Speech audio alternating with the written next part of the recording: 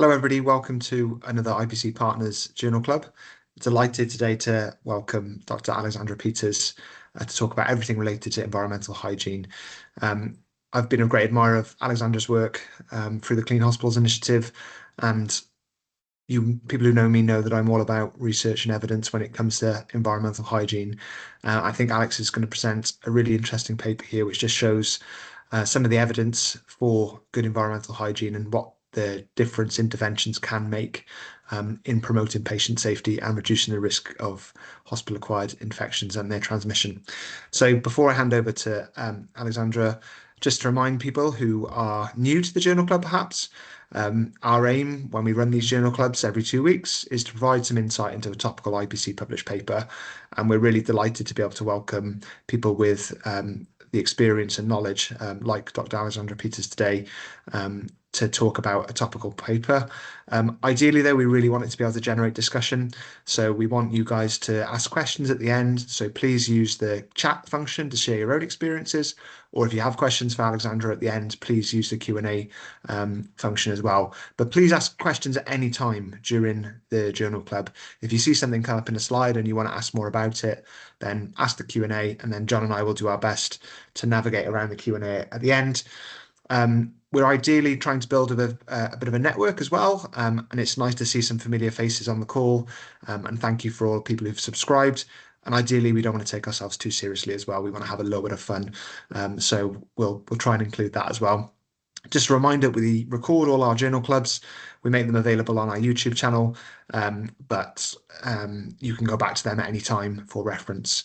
So just before I pass on to Alexandra, we were talking a little bit in the green room before about environmental hygiene, and I guess to kickstart the discussion, we'll start with you, Alexandra. Do you think, given the evidence that we have now for the role of interventions in environmental hygiene and reducing transmission risk, that we're taking environmental hygiene seriously enough? So first of all, John and Phil, thank you so much for inviting me here today, and it's a pleasure to be here and to get to discuss with you guys. So as per your question, I think it depends on how you measure seriously enough. So if we measure in terms of the scientific literature that's being generated and that researchers are starting to seriously assess also not only the effectiveness of interventions, but also the economic benefits of interventions, which are so key for getting hospital administration on board. So from that angle, I would say the attention that's been given to the healthcare environment is unprecedented. But then on the other hand, if we're measuring how we're looking at the human factors of healthcare environmental hygiene, which is, the big theme this year for Clean Hospitals Day as well. If we look at that, how people are trained, how they're respected, how they're paid, how the work is actually being done in the wards, I feel like it's still probably the most, I'm biased, but to me, it's the most underappreciated, undersupported part of IPC. Yeah, good answer. John? Yeah, I think that was a really lovely, balanced and evidence-informed answer. I'm going to go with a much more straightforward answer, which is a big fat no. I just don't think we are taking healthcare environmental hygiene seriously enough. I don't think the evidence has landed. I don't think enough people have clocked it.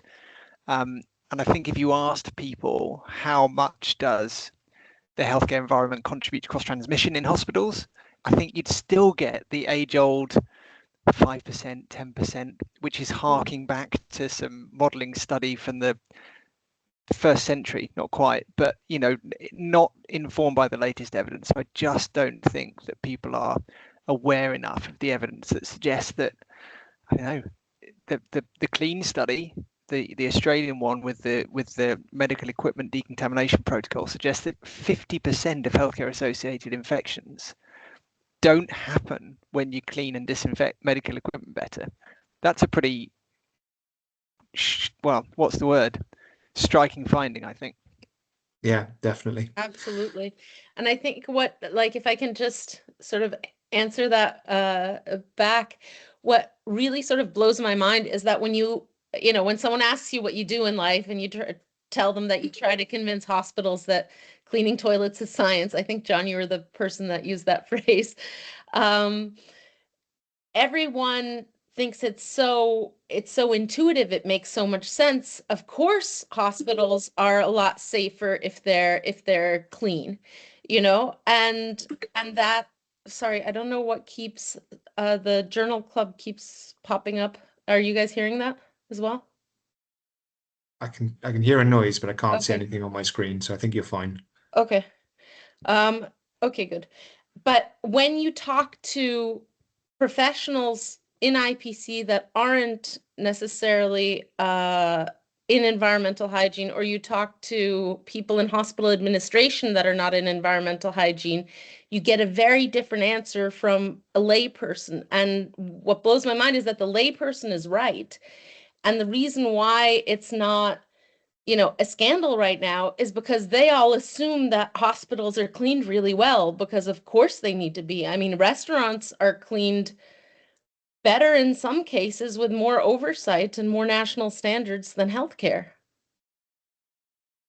Maureen. Okay, really good way to start the journal club. I'm going to stop sharing, Alexandra, and then you can share your slides, and then John and I will be back for the Q&A. So yeah, without further ado. How's that? Yeah, we can see that now. Okay, I apologize for that. So today I'll be presenting a bit about a systematic review that we did a few years ago on the effect of environmental hygiene interventions on healthcare-associated infections and on patient colonization. And I'd just like to preface it with the fact that the field of healthcare environmental hygiene is growing really rapidly. So that was actually something that you touched on in your question before. And that it turns out that it's not just because of COVID. So that's really exciting. When you look at, when you do a search in PubMed for environmental cleaning systematic review, there were 0 articles before 2001, 11 up to 2010, 82 from 2011 to 2019, 117 in the 3 years from 2020 to 2022.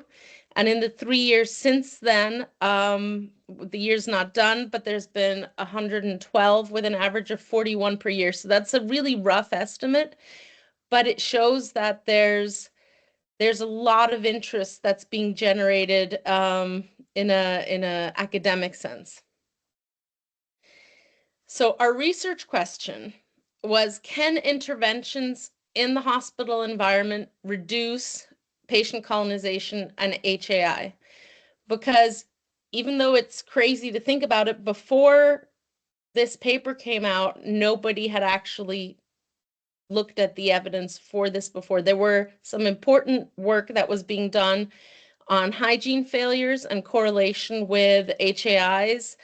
There was Brett Mitchell's review, which was instrumental for the field, about prior room, if the patient in the room before you was colonized by an MDRO, that you had up to 5 times more likely, that you were up to 5 times more likely to be colonized yourself. But no one had looked at this specific question. So there was still, healthcare facilities were tending to ignore healthcare environmental hygiene because there was no basis for it. And I think maybe 5 years before we did this review, WHO had actually looked into doing a similar review, and there just weren't enough papers yet. And that we'll see when we start looking at the papers that were included in the review. 2 were from before 2013. And everything else that studied the healthcare environment has really been since then. So our inclusion criteria were that we were looking at the effect of an environmental hygiene intervention on healthcare-associated infection or patient colonization. And we included studies with an English abstract as long as they were in English, French, German, or Spanish. Our exclusion criteria were in vitro studies, anything that looked at a different outcome. If hand hygiene interventions were bundled in, because we know that hand hygiene has an effect on HAI and patient colonization, so that was too big of a confounder. During outbreak situation, because outbreaks tend to end on their own. And then situations where there were complete structural rebuilds of the hospital, because even though you can get real reductions of certain types of bacteria when you do a complete structural rebuild or completely take out the plumbing, that's not an intervention that's feasible for repeating, for IPC reasons. So the primary outcome that we looked at was the comparison of the measure of patient colonization, or HAI, compared to baseline. Our secondary outcome that we looked at was the reduction in environmental bioburden. We used PubMed and Web of Science, and we looked at papers up through December 30th, 2019. And then we focused on COVID for a while. So it actually took a little bit of time to publish this paper because we were, busy studying COVID. So this was the search strategy that we ended up using. And we started off, after deduplication, we started off with 952 articles. So this is just the Prisma flowchart. We excluded 908 by abstract and title, included 44 for full text assessment, and excluded 18 of those, leaving us with 26 studies that were included in the qualitative synthesis. Our overall results was that most interventions showed a reduction in colonization, or HAI. 88% of the studies showed a decrease in colonization, or HAI, for at least one of the organisms that were tested. And 58% of the total studies showed a significant, so statistically significant, decrease in colonization, or HAI, for all of the microorganisms that were tested. We also did a number of analyses on the different quality of the studies and set up a quality scoring system that we filtered all the studies by. And so 42% of them was A, B, C, and D. So 42% of them were of quality A or B. 81% of the study interventions were recommended by the authors. So even if a study wasn't quite powered to show significant reductions, maybe the authors thought that the intervention was working well anyway. And so we wanted to take that into account, because not all of the studies were powered to show the types of outcomes that they were trying to show, but there was still a lot of indication that the intervention was working. Every single one of the studies that looked at bioburden showed a reduction in bioburden. Oops. So we did a sub-analysis of the results by type of intervention. And so there were mechanical interventions, which meant changing supplies. And that can include UV lights, using microfiber cloths instead of sponges, installing air or water filters. Chemical interventions, which are about changing the products that you're using. For example, if you're introducing hydrogen peroxide, automated disinfection, self-disinfecting surface coatings, using hypochlorite on surfaces previously disinfected with another product, etc. There were human factors interventions, and they were changing how environmental service workers work or perform. And that's through either training, monitoring, feedback, certifications, etc. And then there were bundles, which was a combination of 2 or more types of interventions. For example, training and product change, or team building and automated disinfection, replacing a detergent disinfectant solution, and changing the way that it was being applied. And because we know that change and behavior change and improvement often works best if it's implemented in a multimodal way, it's no surprise that many of these interventions were bundled. This is just an example of one of the data extraction forms that we were using. So we looked at study design, interventions, a sample size or sample size proxy. By sample size proxy was that many studies weren't looking at patients, but instead they were looking at occupied bed days or room cleans. So we, in the absence of a real sample size of patients, we used that as sort of a proxy measure. The microorganisms that were studied, whether or not the study had a control. And as you can see from, well, this part of the extraction form is a lot of the studies were before and after studies and didn't have any controls. Then we looked at the outcome, if it was a change in the rate or if the number of cases was reduced, etc., whether the method was recommended, what the quality score was, whether there was a reduction in bioburden, and then any kind of comments that we had. So this is the slide of the number of individual experiments per method of intervention. So the most common intervention that we saw was UVC, followed by training, monitoring, and feedback, and gaseous hydrogen peroxide. So that can be either aerosolized or hydrogen peroxide vapor. So those were the most common interventions. But as you can see, there's a lot of interventions on the bottom that were a bundle of different types of other interventions. So authors recommended methods for a number of reasons, which included elements of the studies beyond significant reduction in HAI or patient colonization. So sometimes interventions were recommended because they showed a significant reduction in certain pathogens, but not in others. For example, there was one study that made a recommendation for VRE, but not for another bacteria. Sometimes interventions were recommended simply because they had promise, but the intervention didn't go as planned due to other reasons on the implementation side of things. And sometimes recommended outcomes were often coupled with a significant decrease in environmental bioburden. So they took that as kind of a proxy that what they were doing had a lot of promise. So overall, high quality studies are rare.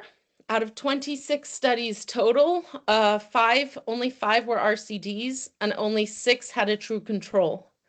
So it's difficult to adapt a score for judging quality. There was a frequent lack of controls and using proxy controls, studies that were often not designed with colonization or HAI as their primary outcome. Our score assessed 5 elements. So we looked at study design, sample size, presence of a control, confounders, and conflicts of interest or reporting issues. And each was assigned 0 to 4 points. Each study could get a maximum of 20 points, and then the letter grade was assigned. So the score isn't intended for any purpose beyond what we used it here. Yeah. And that's what that looked like. So as you can see, some of the things like sample sizes, for example, our cutoffs are quite arbitrary, but it gives us an idea nonetheless of, the fact that a study with over 10,000 patients is potentially stronger in sample size than a study with 10 patients. And that shows the studies that got a grade of A or B. And then microorganisms. So the success of the interventions partially depended on the microbes that were being studied and how successfully specific microorganisms are spread through the environment. So the most commonly studied microorganisms were MRSA or Staph aureus, C. diff, and VRE. And as you can see, between 12 and 17 studies looked at each of those. So then we tried to do a deeper dive into the interventions by microorganisms. So we only used studies with a grade of A or B, which had a control, and which looked at one of those 3 microorganisms. And then we organized those by individual experiments per microorganisms. So there were 5 studies total, but the table had more in them because each test that they did on each microorganism was counted separately. And these are the studies that were included. And overall, what we found was that there was high heterogeneity. Each intervention was only tested once per microorganisms, so we were unable to do a meta-analysis. Limitations that we had in this paper is that the field is extremely heterogeneous. You know, when you talk about hand hygiene, it's basically water and alcohol and hands. And here we're talking about all these different types of interventions in all these different types of environments. There were numerous confounding factors. The quality varied widely. When bundled interventions, it's always difficult to identify specific elements. Some studies weren't powered to even show statistically significant reductions. We excluded some good studies because they included hand hygiene as well. And it didn't include anything more recent because of COVID, and we only used 2 databases. So our main messages are that the healthcare environment is very important for patient safety. We need more and better studies that are designed to measure colonization and HAI, but we do not need to wait for those studies to start making environmental hygiene a priority now. And then I just wanted to flag really quickly a paper by Brett Mitchell and colleague that did a little bit of further research and conducted a non-systematic review of the literature and identified an additional 4 RCTs that were looking at the effect of interventions on patient outcomes. So there's definitely enough to start doing an updated review of this, because of course we included more studies than just RCTs, but all of the studies before, there were only 5 RCTs. So if we go by this, probably the amount of studies that would be included have already doubled almost. And that's it. Great. Thanks, Alexandra. That was superb. Really enjoyed that. Really enjoyed reading the article when it came out, and again recently, just to kind of get into gear for this. But the scoring matrix you mentioned, was that something unique to this piece of work? Yeah, so we looked into what existed previously, and from what I remember, most of the scoring systems out there had to do with studies on patients. Yeah. So we sort of saw what was out there and then made up our own. Okay, I mean, it's nice to think that this is something that could easily be dragged and dropped to other interventions because they'll face the similar challenges. It's not individual patient level intervention, so we need something unique to try and manage that and analyze that. Okay, folks, let's see some questions coming into the Q&A to get us started. So from my point of view, I quite often say there's better evidence now to support healthcare environmental hygiene than pretty much any other IPC intervention. Would you agree with that based on this article in comparison to what you might be able to write for, say, hand hygiene or other interventions we might do? I mean, I don't know if I'm sort of on the fence whether environmental hygiene is more important than hand hygiene or not. It depends on who you ask and how that's analyzed. I mean, of course, if the environment was completely clean, it would be much harder for hands to get as dirty as they do. Yeah. But then on the flip side, if the environment's really dirty and a lot of the transmission is happening from the environment indirectly through hands. So I don't know if there's more, I don't think there's more evidence for environmental hygiene than there is for hand hygiene, but I wouldn't rule it out in the future necessarily. Okay, just to push that point a bit harder, how many randomized controlled trials recently are there for hand hygiene that have patient outcomes as their primary outcome? Because there's 9 for surface hygiene. How many for hand hygiene? I don't know, but I also feel like that's a little bit of an unfair comparison because, again, like environmental hygiene is a ton of different interventions and hand hygiene is like 2. So I feel like if we keep, I mean, if I did a study on does hand hygiene reduce healthcare associated infection, I think I'd have a really hard time getting it published anywhere, because Yeah. every journal that I'd submit to would tell me I'm beating a dead horse. Yeah. And look, I'm not trying to compare the two or say which is more important. I just think in terms of strength of quality evidence, Yeah, there's a lot there for environmental hygiene. there's a lot there. I think, I mean, if we want to compare it sort of apples to apples, we'd have to look at each intervention separately. But there are definitely some interventions where there's starting to be some really good evidence there. Are the numbers as big as the numbers that we have for hand hygiene, where they've really done global studies? I think in terms of that, we're not as strong, but yeah, I think there's a lot that's happened in the last 10 years. I think Yeah, it's time to thanks. write some international guidelines. Yeah, that would be good. Tricky though. Yeah. Um, I think the thing which struck me from the paper was when you talked about the different interventions, and obviously there are so many, the sheer number that used UVC, which I still kind of view as a relatively new technology. If you think of something like hydrogen peroxide vapor that's been around for 2, 3 decades, whereas in my opinion, UVC probably came in about 10, 12 years ago. Anything that you think that is driving, is that because it's showing more promise or more evidence, or do you think that people are more actively researching it? Why do you think you saw so many studies looking at UVC as an intervention? I'm not totally sure. I think studies where you can just test a piece of equipment tend to be more attractive sometimes than studies where you're trying to implement behavior change. I don't know offhand how many of those studies or who funded most of those studies. I know that in some of the antimicrobial surfaces studies, they were definitely industry funded.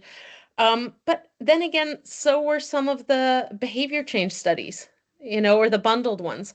So I'm not totally sure why there was more UVC. I think there's definitely a trend um, in UVC at the moment, especially I would say in the US, but also elsewhere. So I think the fact that it's something that's relatively easy to implement versus hydrogen peroxide, maybe not with the same efficacy depending on what you do beforehand, but it's much easier to implement. So that might Okay. have something to do with it. I don't know. Mhm. Okay, great. Thank you. So let's bring in some of the questions from the audience. Thanks for the questions. Keep them coming in. So comment from Yazine really that the absence of strong evidence for a reduction doesn't necessarily mean the contaminated environment isn't a contributor or a contributor. It just may be to do with the study design. So that's a good point, and one which I think came out in your findings really, Alexandra. But I wanted to pick up on the comment here from Sally around public perceptions. Is something we touched on right on the start, that the actions of the public in the way that they manage surface hygiene, surface cleaning, surface disinfection, we could call it a number of different things, is driven by a deep conviction that there's a fundamental importance of hygiene and decontamination that influences safety. And I wonder whether you might just comment on that, whether there's a different mentality amongst healthcare workers versus members of the public that maybe isn't so helpful. Um, I I don't know about healthcare workers versus the public. I think it can go both ways. Like in some ways, healthcare workers are around dangerous situations all the time, and they get sort of anesthetized to it and used to it. I mean, we've all seen things during COVID, for example, where at some point a good percentage of the healthcare workers were like, whatever happens is going to happen, you know? Um, then again, I think in the community, there's, but then you also have the flip side of that, where healthcare workers are a lot more educated about what the actual, dangers of certain things are. So I think you find sort of both populations in healthcare workers. But what I've noticed in the community is that it's extremely cultural. Like if we look at the US, I grew up in the US. Every 5 minutes on television, there are products being sold to you to disinfect everything, from your cutting boards to your whole kitchen to your whole bathroom to the air. that like misting things in the air to kill microbes in the air in a home setting. And it's really over the top. And then, you go to France and you're lucky if the restaurant that you walk into has like soap in the bathroom sometimes. So like I think, and I know that's a bit of a stereotype, but I do live right next to France, and the difference between just bathrooms in public spaces in France and Switzerland is like very shocking sometimes. So, and it's, 10 minutes apart. So I think that, yeah, I think that it's often very cultural. Interesting. I feel like we might get a backlash from our French viewers here, Alexandra. But no, I think your point is well made. And if we go to emerging economies, if we go to the Asian subcontinent, if we go down under, everywhere you go, there's quite a different culture in the public around environmental hygiene and the importance of surface contamination. So it's a good point. Thank you. But what's also interesting is that when you see these two extremes, and I wouldn't say France is extreme, but when you compare to the US, and they both have these huge population of anti-vaxxers. So yeah, sometimes it comes around full circle. Thanks, Alexandra. There's another really good question here. Is there any study linking staff perception as an enabler or barrier of cleaning, i.e. staff clean more if they believe that their area is unclean and vice versa? I don't know. I'm not sure. I'm not sure, but it would be a useful one. I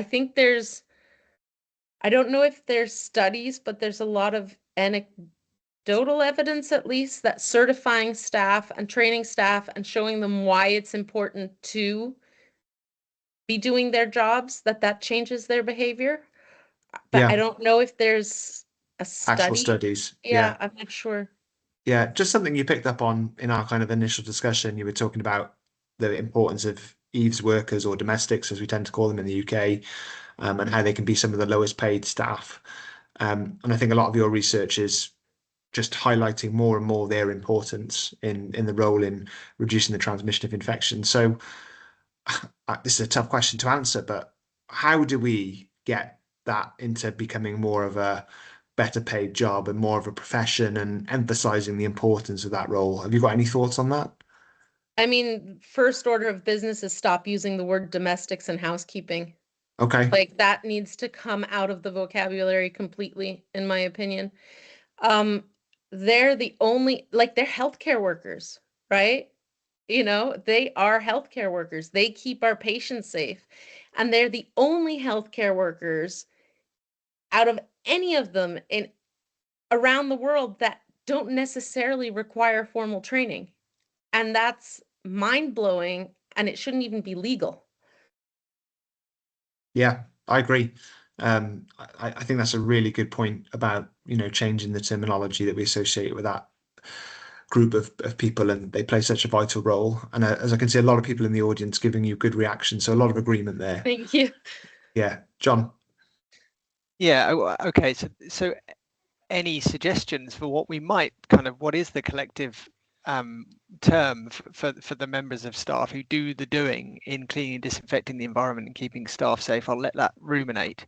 I suppose my thoughts on that really important subject are we need to think about some kind of professional accreditation, some sort of career pathway for people who are doing that job, so that it becomes a bit more professionalized, so that there's training and keeping up to date with the latest information, etc., are just kind of naturally fall into the profession. I mean, in Switzerland, we have that. We have national level certification. And for example, at the hospital in Geneva, all team management, everybody was a EVS worker before they went into management.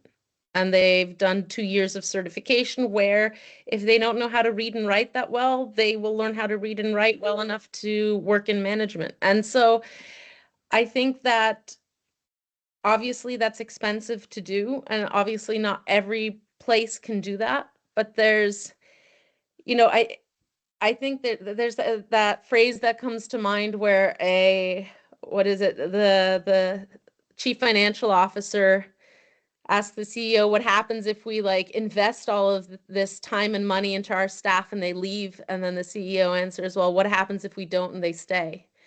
You know, and I think that's the reality that we're faced with all the time in healthcare is we think it's normal that populations of these people are cycling in and out every 6 months. And we see that as sort of the status quo and we can't do anything about it, but it's not true. And I also believe that you have to work top down as well as bottom up at the same time. We can't just do staff appreciation and some training and sort of bring in chocolate cake once a year and expect things to get that much better on their own. You know, I think there needs to be institutional buy-in, and healthcare facilities need to understand what the actual cost of this is. And I think that whole genome sequencing has been amazing for healthcare environmental hygiene, because as I was reading this paper again, I realized some of the things that I was saying in the introduction aren't really that true anymore.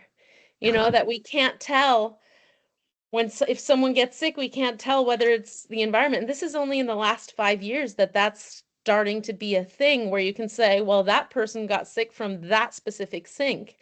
And that's evidence that is very compelling, I think. And so now we just need that last push, which is, I think, the awareness of the public, being very clear with hospital administration, and then also being very convincing on the economic return of investing in infection prevention and hygiene. Interesting. So I agree with all of what you've just said, but can we also have chocolate cake as well as all those things? Is that allowed? Absolutely. Okay. No, So and we want that. We we want want that. that. Everybody wants that, right? Yeah. So whilst we're talking about evidence and kind of threshold, what evidence do we need? You mentioned health economics, and it'd be good to hear a little bit more about that with respect to environmental hygiene. But in your review, you separated out the studies that looked at patient outcomes and improved patient outcomes, and that was part of the selection criteria. But many of them also looked at a reduction in contamination. There's a lot of studies out there that demonstrate a reduction in contamination of surfaces, but don't go on to demonstrate reduced transmission or infection. Are we at the point now where, let's say, a new technology or a new application of an existing technology only has to show that it can reduce contamination, or do we still need those big studies that are trying to show a reduction in or an improvement in patient outcomes, whether that's reduced infection or reduced colonization? And the problem with trying to do that is that so often the study is ultimately underpowered, and you set out to do that, but what you actually do is almost add to the confusion, really, because you do a big study that takes time and investment, but never hit the statistical threshold to know either way whether you've seen that reduction you were aiming to test for. Absolutely. And I think it depends on which technology you're using, which intervention you're using, and how much evidence base for that intervention there is. I mean, recently we've been working a little bit on antimicrobial surfaces, and there's still a lack of studies with patient outcomes for many of the types of surfaces, you know, and there's a lot of these that are studies that are being done in a lab that don't take into account, you know, biological soil on a surface or how it wears over time with people touching it all the time, or if it's a technology that only works in certain humidity levels, things like that. And so there are technologies that I think it's really important to have that piece, that it also works on humans and that it also gives you, you know, desirable outcomes in terms of patient colonization and HCAIs. But I think once we have that for a specific technology, once we have really a solid, you know, evidence base, then the technologies that come after maybe don't need to do quite as much. But when we look at, even just off the top of my head, UV, each of those studies, the machines sometimes work very differently. They're used in very different ways, in very different conditions. And so it's hard even to sort of aggregate some of those together because a lot of studies just aren't done that well. Yeah, really good points, really good discussion. I just attended the IPS annual conference in Brighton. It was a fantastic 2 days.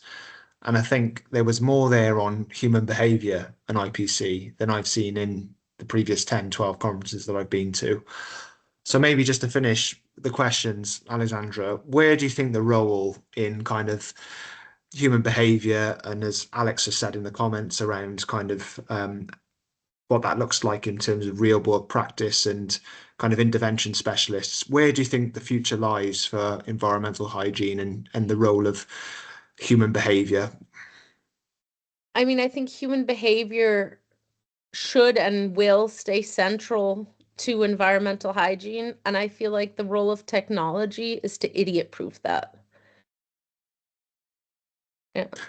Yeah, very to the point, but I couldn't agree more. I think you've got to make things as simple as possible for people. And if you think about everything that we ask people to do with infection prevention control, it can seem really straightforward, wash your hands. But then when you put in a busy, chaotic care environment with multiple demands on your time and staff and sick and vulnerable patients, it all becomes a little bit blurred, doesn't it? But yeah, I think idiot proofing it and making it as simple as possible is a really good point. And then just to add before we wrap up, it's going to be Clean Hospitals Day very soon in less than 2 weeks. And so this year we have a lot of materials that are available on the website for free for everybody. And hopefully by tonight or tomorrow, all the translations will be up. So we have 15 different languages of posters and all kinds of things. So if you guys would like to celebrate in your facilities and tag us on social media, we would love that. So yeah, that sounds great. And pitch. Sorry, Alexandra, do you speak all of those 15 languages? I bet you do. At least many of them. Definitely Couple. American and English for sure. So just one final question, if I may, and I'm going to ask both of you if that's okay. If you could choose and had to choose only one type of study around healthcare environmental hygiene, and you could choose more data on patient outcomes that shows that improved hygiene results in fewer infections, or health economics, looking at the kind of the pounds and pence and how that impacts the hospital operations, or implementation science, how do we implement effective interventions? Which of those three would you choose? I think I choose health economics because we know how to implement effective behavior change from across all kinds of fields, but also including IPC. We know what works. We know how to engage people. We know how to engage different levels of, the hierarchy in healthcare, things like that. And I think that because I think people are really at the heart of this, I think that I want the economics studies more because I feel like the hospitals are what's stopping us, not the technologies that are coming out, many of which are very interesting and very promising. Okay, great answer, Phil. Yeah, I was going to agree even before Alexandra gave her response. I think maybe from a slightly different perspective, in the sense that in the UK, the NHS is under significant financial pressure, and I've never seen an environment where there is so much kind of emphasis put on the cost saving or the cost neutral of any intervention. So I think the health economics, and we're starting to see that now with some work that Brett Mitchell has done in Australia off the clean study, and showing that these interventions, they don't just make a difference to infection rate and patient safety, that they actually can save your organization money. And it's great to see Alex Sunderman on the call as well. Alex is doing the same around genomic surveillance as well, talking about how that can make an impact. And I think genomic surveillance is different to environmental hygiene because it's a new technology, but I think more data that we can show that shows the economic output and the economic benefit of these interventions and these new technologies is where the future lies, to convince the people who make the decisions. Okay, great. Yeah. So I think I'm with you. It depends on the type of intervention. Maybe there's some interventions where we still need a little bit more data showing that infections are reduced or colonization is reduced. But most of the time, I agree, healthcare economic outcomes is definitely the way forward, particularly as there seems to be less and less money around. Okay, great. Well, look, thanks, Alexandra, for joining us today. Thank you so much. That was really interesting. As ever, you were fantastic. So let's just think about the next journal club. So sorry, John. That's all right. Don't worry. I'll fill. So as you can see, we have just launched a new website for IPC Partners. There's the URL and the QR code there. Please take a look. In terms of next Journal Club, we have got Dr. James Price joining us in October on the 22nd to talk about prospective whole genome sequencing for IPC. Is it worth it? Bit of a plot spoiler, there may be some health economics as part of that. And then in early November, we'll be back in partnership with the Healthcare Infection Society with a bit of a focus on antimicrobial resistance. So all recordings from previous journal clubs and this one later on today will be available on our YouTube channel, so please click through and subscribe. And IPC Journal Club is hosted by IPC Partners. So one final big thank you to Dr. Alexandra Peters for joining us today, and we look forward to seeing you all again soon. Thank you. Thank you. Thanks, Alexandra. Take care. Thanks.